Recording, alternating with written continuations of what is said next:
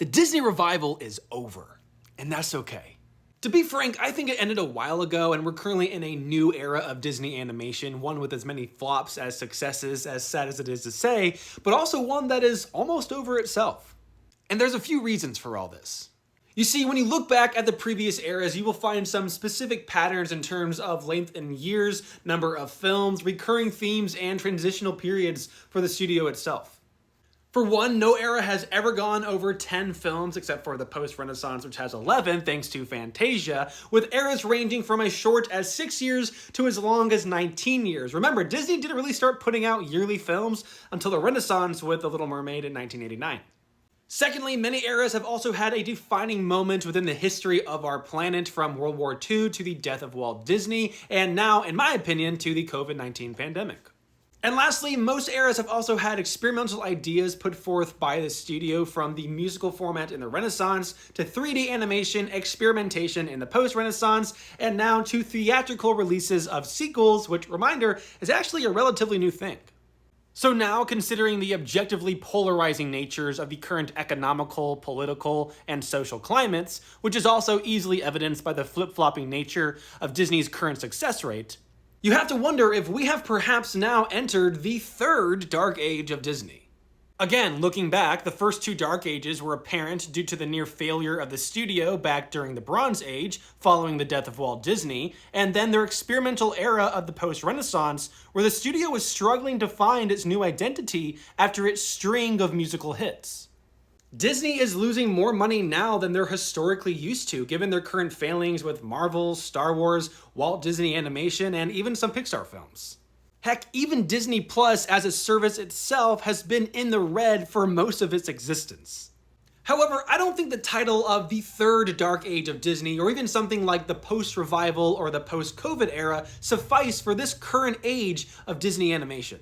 I have seen a few toss around the term the streaming era, but even that moniker I feel misses the mark, as Raya and the Last Dragon so far has been the only film to have had a same-day release on Disney+, and even then you had to pay a premium for premiere access. And so I'd like to toss my idea into the ring on what to call this newest period for the studio: the Polar Era. Because these are certainly polarizing times, and a lot of Disney films have been getting colder receptions than I've ever seen in my lifetime, even including the post-Renaissance, which still had beloved hits like The Emperor's New Groove, Bolt, and freaking Lilo and Stitch. One could even argue that the recent slate of films have been exploring darker and colder themes, and not just the Frozen franchise, alright? And that's not to say that we haven't gotten our fair share of hits within this era, such as Encanto and personally Raya and the Last Dragon, but it does feel like we've been ping-ponging back and forth between absolute banger and a less well-received film. Now look, I still love this studio and their output, and while they have been tripping up more these days, I remain hopeful that they can find their footing and refine their process to focus on good stories rather than provocative themes and lessons, which Iger says is already underway. So now the only remaining question, and in my opinion the most challenging one, is where to cut off the Disney revival and start the current Polar Era. Because while Ralph Breaks the Internet wasn't the first theatrically released sequel, that would be The Rescuers Down Under, it was the second, and was immediately followed by the third, Frozen 2, which will also be getting more sequels alongside Moana and Zootopia, which are both Disney revival films. So one school of thought would be to cap off the era with Ralph 2 and Frozen 2 to make this era a solid 10 films, including 2 of its film sequels. However, now that we have confirmation for a whole new slew of sequels coming out, my mind has changed to the other school of thought. And that would be to stop the revival with 2016's Moana, leaving it as an 8-film era to join the ranks of both the Silver and Bronze Ages. And thus solidifying the revival with a solid slate of films that inspired a new movement within the fans and the studio alike, and provided a list of films for potential and now inevitable sequels.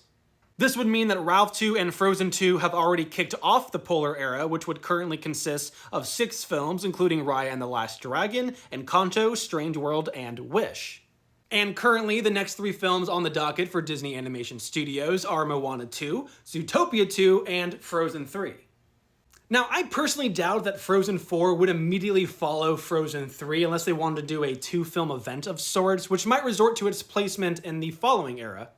But if it does, this would allow for a solid era of 10 films, including 6 sequels, which honestly might earn it a rebranding to the sequel era, especially if they turn out to be good ones. Now, I don't think there's an easy way to divvy this all up. It's never going to be perfect. Heck, going this route, we have 2 films pre-COVID kicking off the era. However, in my mind, I'd rather the era not be defined by that horrible worldwide event and that we preserve the revival for what it was. And so there you have it, folks. We are not in the Disney revival anymore. That much is clear, and that's okay. We can't stay in the same era forever. Life means change, and change means growth. Sometimes we do have to take a step back, but hopefully it's only preparing us for a huge leap forward. I don't know what the future holds better than anyone else, but so long as we keep pushing forward, we'll all get there and find out together.